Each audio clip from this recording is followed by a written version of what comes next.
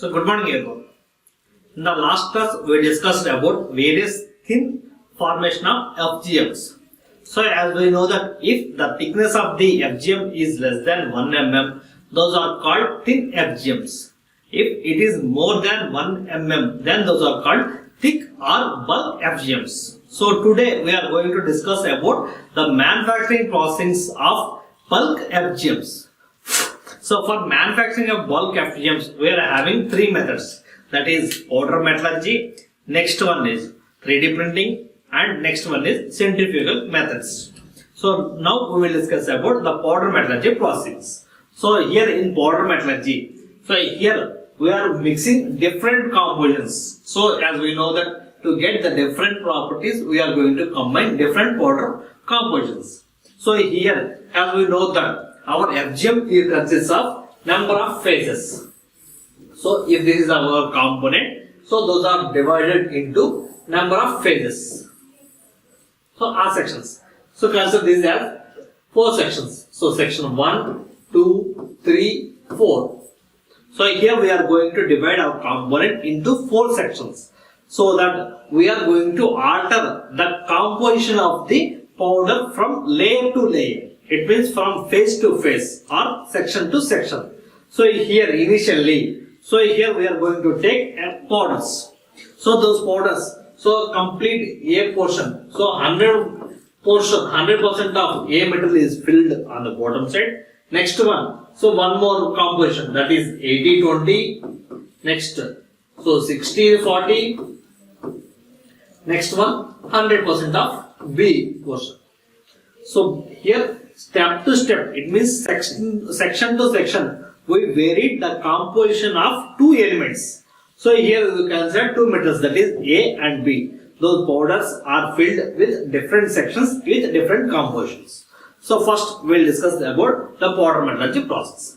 So in powder metallurgy we are combining different materials, and after that we are mixing those materials. So initially we are converting the materials into powder form. After that we are mixing the compounds. So after that the next stage is compaction. First stage is powder blending, powder processing. So here we are converting the raw material into powder form. The next one is mixing. The second stage is mixing. After compaction, after getting the powder, we are combining the different metals to get desired composition. So to get that, we are mixing different materials. So for that mixing, the next stage is compaction. So here in this compaction operation, by using the number of tools, so these tools depends upon the size of the component as well as the shape of the component. To get the desired shape, we are going to use different tools. By using these tools, and those dies are filled with the mixed powder, we are getting the shape of the compound. So we are getting the shape of the component. So after that, the component, the layer is centered. So the component is centered by means of furnaces, and finally we are getting the component.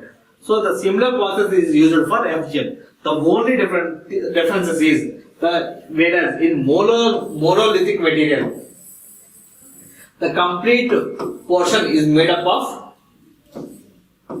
100% of same material. A plus B together, it's a 100%. It's a homogeneous composition. This is a regular material, whereas in FGM, gradually the composition of the material is varying. So similarly for this purpose, so initially we mix it together and we will fill some portion, some thickness of metal with a bare material. After that, the different composition. So after mixing, by means of this mixer, different composition will be filled for next section, and then for the next section, different composition, and then one more section, different composition. So similarly, so depends upon the sections. So those are filled with different compositions. After that, after compaction, we are getting a component. That component is centered, and that is the final component. So here in powder metallurgy, we are changing the composition of. We are dividing the component into number of sections, and we are filling the sections with different composition materials. So that after centering, we are getting a component, that is FGM, having different compositions. So the next one is centrifugal method. So in centrifugal casting, the parent mold is rotated continuously above its axis at high speeds around 300 to 3000 rpm, and the molten material is poured. So next, the molten material is centrifugally thrown towards the inside mold wall. So as we know that this is the centrifugal casting. So in the mold, the molten material is pouring into the mold. So after that, the complete barrel. So this is our mold. This mold is rotated by means of a driven roller and a free roll. So by means of rolls, the mold is rotated at an RPM of 300 to 3000. 300 to 3000, the mold is rotated. So that during rotation, the higher denser particles, the denser particles will move towards the outer surfaces, whereas the light particles will be onto the inner surface. So this is the schematic of the centrifugal method. So here this is the mold. Here the mold is filled with nanoparticles and matrix phases. So those are filled with different materials. So during rotation, those all materials will be surrounded onto the surface of the mold. So after that, next we are pouring the molten material. So after pouring the molten material, so initially the first layer is our nanometals and matrix material. The next one is molten material. And because the second time we poured. So during this centrifugal action, so during this rotation, the molten material will be injected into the nanoparticles, into the metal particles. So this is metal matrix particles. So this molten material is injected into the particles. So that the gradation, so higher particles, the denser particles will be onto the outer surface. So due to centrifugal force, those will move to the outer surface, and the light particles will be onto the inside surface. So that if we cut the cross section, the gradation, the composition of the gradient is varying from one side to other. So that different properties can be attained in this centrifugal process. So the molten material is centrifugally thrown towards the inside mold wall, whereas it solidifies after cooling. The casting is usually a fine grained casting with a very fine grained. So fine grained castings with a very fine grained outer diameter owing to chilling action against the mold surface. So due to the chilling action of the mold surface, the outer surface will be solidified. The next, casting machines can be either horizontal or vertical. So it depends upon the size of the components. This might be a horizontal mold or it might be a vertical mold. So it depends upon the size. So that is the centrifugal method. So in centrifugal method, due to its gravity, so it means due to its density, the denser particles will move towards the outer surface of the mold, whereas the inner surface will be of denser particles. So due to variation in density of the particles, it means due to variation in the composition of the particles, the property is varying from one side to the other side. The next one is solid freeform fabrication. So solid freeform fabrication is similar to 3D printing, that is rapid prototype process. So here SFF stands for solid freeform fabrication. So solid freeform fabrication refers to a category of manufacturing process in which parts are built by deposition of one cross-sectional layer of material on the top of the next.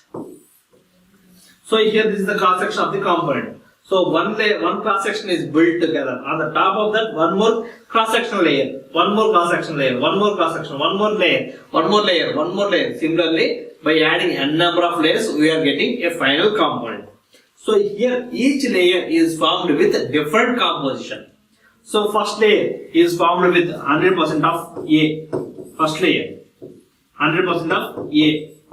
Maybe second layer, 90% A plus 10% of B composition material.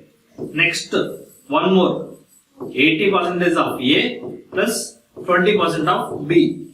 Similarly, so the portion of A is reducing and the portion of B is increasing. Ultimately, the last layer, the nth layer, having only 100% of B. So here by means of this layer by layer we are changing the material, the composition of the material, so that we are getting a different composite. So we are getting a different material that is having one property on the outer side and one more property on the inner side. So that is FGM.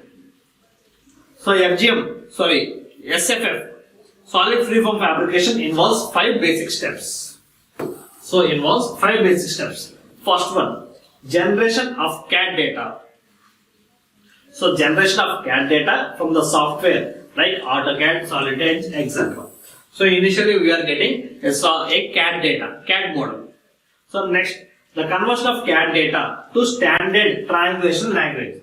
So the next step, first, in the second stage, we are converting the CAD model into STL file. So the next third one, so slicing of the STL into 2-dimensional cross section. So here it is converting into 2-dimensional cross sections. So here we are depositing the component of first one layer of cross section on the top of the next layer. So on the top, next one by one we are laying the only cross section. It means a 2D dimensional layer is forming on the top of the next one, top of the other layer. The fourth step, bending of the component layer by layer. So by adding one by one layer, we are preparing a component. Finally, the removal and finishing is the final step. So these are the 5 basic steps in SFF, solid freeform fabrication. So here, layer by layer, building the component layer by layer. Here in layer by layer, we are changing the composition of the component, of the material. So here in all the layers, we are not using same material. So here layer by layer, we are changing the material composition, so that ultimately we are getting different material. So this is the 5 steps. This is the schematic of solid freeform fabrication. So here, initially we are generating a CAD model. After that, we are converting the CAD model into STL file. After that, slicing. After that, forming layer by layer, and ultimately we are getting a final component. So these are the various stages of SFF, solid freeform fabrication. So next, coming to the applications of FGM, of functionally graded materials. So FGM materials are having wide applications. That is, so these are used in various traffic industries, shipbuilding industries, for energies, for preparation of sporting materials. In defense applications, they are used in aircrafts and aerospace and engineering and constructions. So our FGMs are having wide ranges of applications. So these are the various applications. So it means, so these FGM components are using in aerospace, medicine, defense industries, energy industries, optoelectronics, cutting tool inserts, automobile engines, for preparation of sensors, fire retardants, heat exchangers, turbine blades, and nuclear reactors, and these are the various automobile engine components. So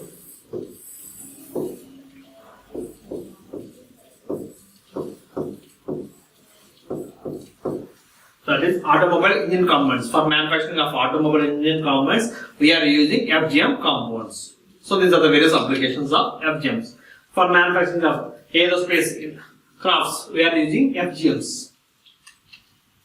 So for automobiles, similarly, various for production of biometals, so artificial bones and teeth, for production of artificial bones and teeth, we are using FGMs. So FGMs are manufactured. So it means bulk FGMs are produced by means of powder metallurgy processing, by means of SFF, that is solid freeform fabrication, and by means of centrifugal castings. So by means of 3 methods, we can form our FGM components. That is, we can form functionally graded materials, bulk functionally graded materials. So once again, that is a powder metallurgy process, centrifugal methods, and solid freeform methods. Those are the 3 methods commonly used for forming of bulk FGM components. Thank you.